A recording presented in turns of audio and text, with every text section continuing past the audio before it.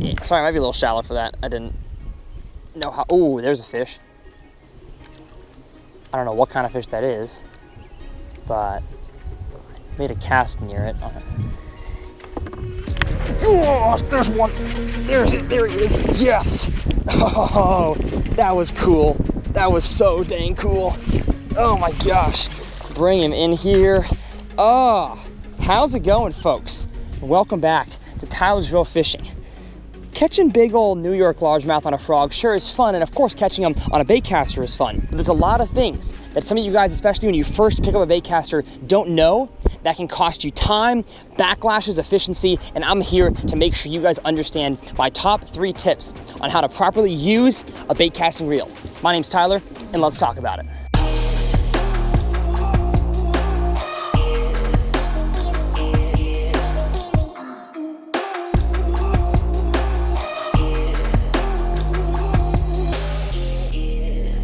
How's it going, everybody, and welcome back to TRF. My goal on this channel, as y'all know, if you've been around here for a while, is to help you guys catch more fish and become better bass anglers. So if that describes you, hit the subscribe button to join Team TRF. Now, a lot of people are joining up in the ranks of fishing, picking up a bass rod for the first time ever, and it's awesome. I love the fact that I get to teach you guys, and so I get a lot of messages asking about certain fishing topics, and one of the biggest ones is asking about the bait casting reel. You know, a lot of people don't exactly know how to set it up right. Some things, maybe some best practices that you can do to make yourself an effective bait cast user. So that is exactly what this video is all about. We're gonna go through my top 3 tips for when it comes to everything you need to know about a bait casting reel, so that, of course, like I said, you can be an effective bass angler. And then we'll have some awesome fish catches here at the end of the video on the bait caster. That way you guys can see the bait caster in its proper setting. So let's hop into tip number 1. Tip number 1 that I have for bait cast users is to make sure you have your spool, your reel, spooled up right. One thing that I get so many questions on is how to spool a bait casting reel, how to make sure your line is properly put on this reel, because it's not necessarily a no-brainer. You can't just pick up a spool line, start reeling that thing on there, because you're going to make mistakes that can lead to lost fish and, of course, lost productivity and lost money, because fishing line, for the most part, at least the fluorocarbon that I use, Seagar, is not necessarily that cheap. And so I want to make sure that y'all have the best equipment, but also the best way to set up that equipment. And I've made an entire video on how to rig up a bait casting reel. I will leave it linked in the video description below, as well as up here in the corner. If you haven't watched that, I would highly recommend that. That is actually tip number 1, is go watch that video, because you want to make sure, as I'll talk about a few things here, that you have backing on your reel. You understand how much backing to put on your reel before you put your main fluorocarbon or braided line. 2 very important things for me. Backing is great because it saves money on line. Backing is very, very cheap. I use 6-pound cheap, like Academy brand monofilament. And then, of course, I have my nicer Seagar fluorocarbon on here. The next thing you want to make sure you do is spool the thing up tight, have your drag tightened down, and have whoever's holding the spool of line, or if it's in your toes, like I talked about in the video, which you're going to want to see, make sure that is tight. That way the line goes on the spool tight, which we'll actually talk about in tip number 3 here in the video. But tip number 1, I just wanted to get it out of the way. Make sure you spool your reel up right. Tightness on the spool is so important, and I made an entire video covering that topic that I will leave linked in the video description. So with tip number 1 gone, let's talk about tip number 2. Tip number 2 when it comes to setting up your baitcaster right is making sure that you have the brakes set up. I've also made a 2-part video series on how to eliminate backlashes on your reel, because we all know the baitcaster can definitely have some problems with getting backlashes. We want to avoid that if all possible. And so I've made 2 videos on how to avoid it and how to get backlashes out. But some of my general practices for the baitcaster is that you want to make sure you understand how the weight of the lure you're throwing and the line you are using affects how that lure falls. So what I'm gonna do right now is I'm throwing a wacky rig right now. It's a wacky rigged 6-inch Strike King Ocho. And so every single time I pick up a rod and put a brand new lure on it, what I'm gonna do is I'm gonna take my lure, stick it about a foot beneath the rod tip, just like this, take my thumb on the spool, and then let go.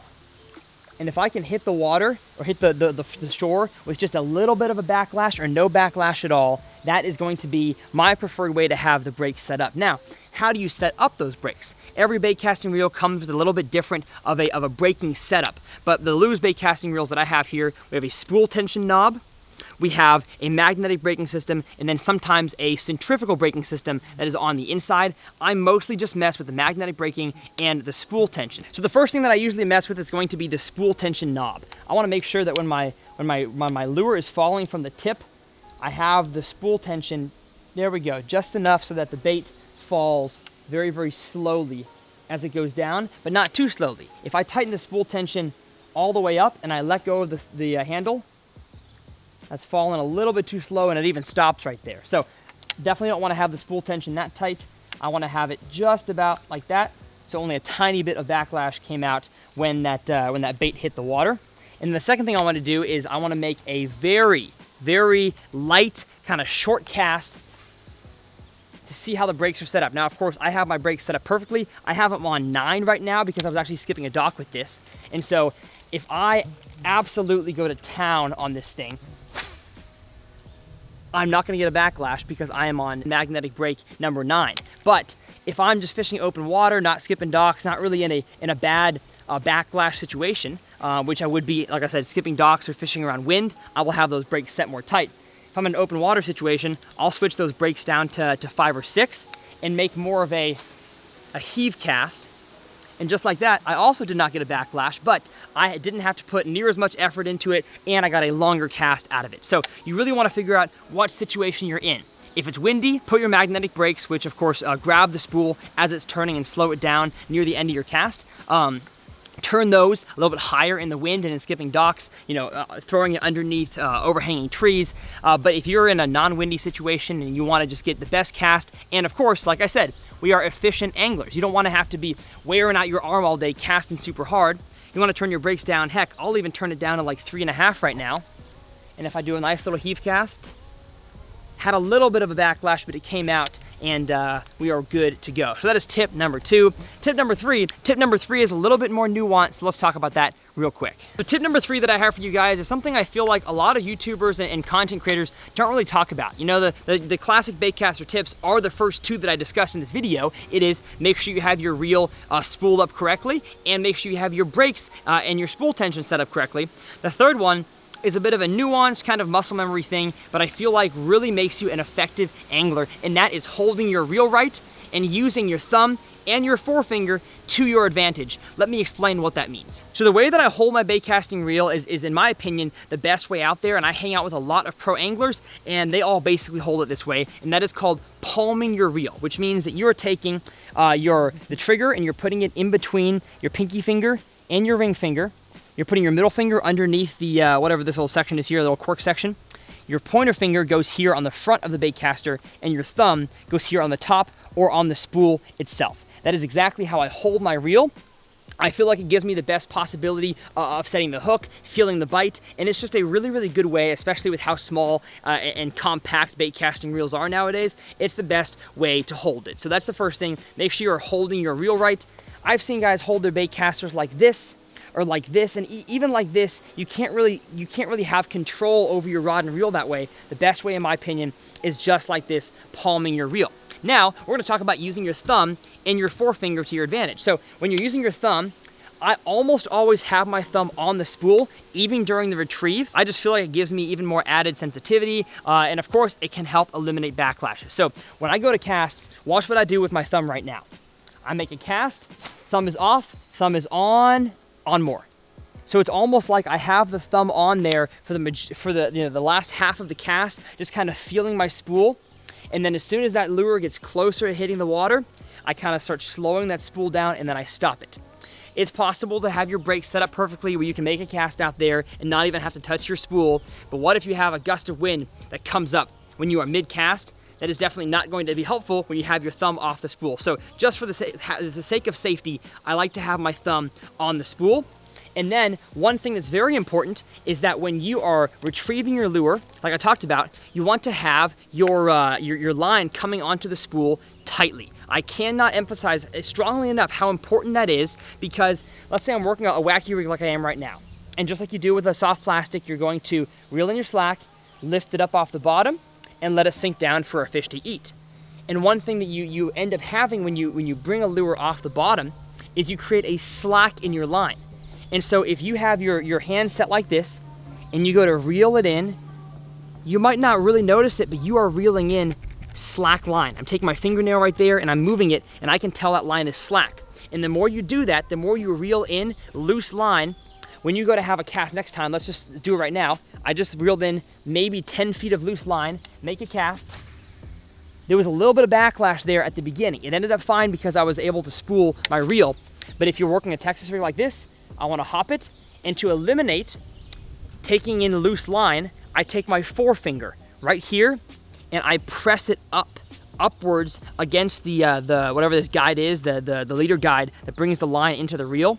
I take my forefinger and put it up. So I'll show you guys in action. So I'm lifting it up off the bottom, and to reel in my slack, I put my forefinger and kind of pinch the line. That way that line is going on there tighter. Again, I lift it up, forefinger there, tighten it down, and it almost becomes muscle memory. After a long enough period of time, it's second nature. You just do it without even thinking about it, and I promise you, it saves you so much time.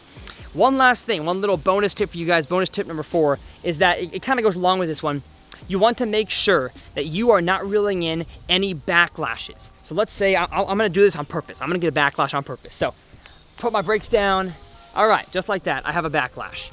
I see people out there that will kind of peel off a little bit of line, and then they'll say like, oh, you know what? I can't get it, that looks good enough. I'll start reeling that in. You never want to reel in a backlash. You never want to reel in any loose line. You want to make sure before you make your retrieve or your next cast that you get all of that backlash out. And sometimes, as you've seen in my videos before, it takes a long time to really get a backlash out. Sometimes they're buried way deep in there. But trust me, you do not want to, for the sake of your sanity, getting backlashes again and again, having uneven line down there, as well the safety and longevity of your line. You do not want to have any kind of kinks or bends in your line in that spool, especially if you are, like I said, putting your line on there tightly. Let's say you're fishing a crankbait or a vibrating jig. You don't want your line to be digging onto itself and digging onto those bends and knots down in your spool. Again, you want to, I can't even stress this enough. If I haven't already talked about it enough, you want to make sure that your line is going on there as tight as possible. So I got all the backlash out. What I'm gonna do now is something I see so many people. I pond fish a lot. I see a lot of pond anglers do this. They will leave the line. So camera guys, show what's down here. We got all this line sitting down here from the backlash. They will literally just start reeling that line in. And that is horrible. We have so much loose line right there. Like, you can even see how loose that is. You wanna make sure, like, let's take the line out again. Imagine that we were just picking out my backlash. If I have all this line out, engage the spool, and then either put your finger up like this, or I will use my thumb and my finger together, and you want to reel that line on there tightly. I can't emphasize it enough. It is so important, and it will help you become a better angler. So that right there is my top 3 tips for making sure your bait caster is properly set up correctly. That way you guys can be efficient bass anglers. If you guys enjoyed the video and it helped you at all, whether you've been fishing for a long time or you just picked up a bait caster for the first time, I want my videos to be applicable to everybody. And that's why I have beginner tips as well as more advanced tips. And I try to implement those in every single video. But like I mentioned, we have some awesome bait caster fish catches. I never want to have a video without some kind of fish catch. That way you guys are entertained and see some big fish. So without further ado, let's head on the water.